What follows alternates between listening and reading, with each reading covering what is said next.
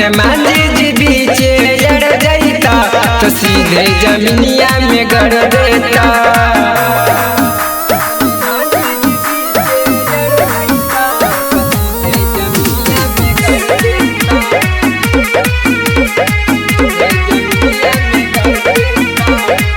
नमक के खहप से या डरो यूपी बिहार रे, नेता विधायक सारा कार कर प्रणाम रे।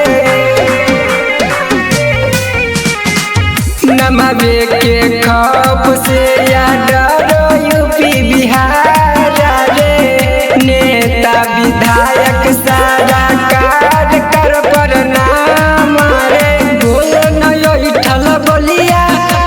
चल जैमी भीता बोले नहीं ठल बोलिया बेटा चल जैमी भीता।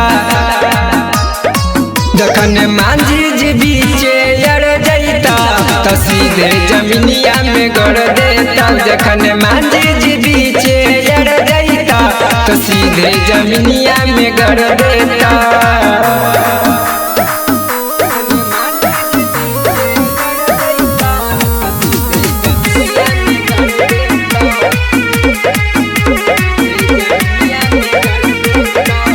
राइटर पृथ्वी दीपू कौरंगा बाजारे, मार देत बेटा गोली उठाई के राइफल रे।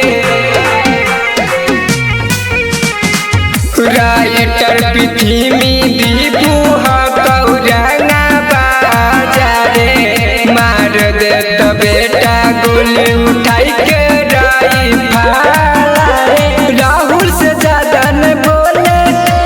चल जैमी भीता राहुल से ज्यादा न बोले बेटा चल जैमी भीता। जखन मांझी जी बीचे अड़ जाता तो सीधे जमीनिया में गड़ देता। जखन मांझी जी बीचे अड़ जाता तो सीधे जमीनिया में गड़ देता।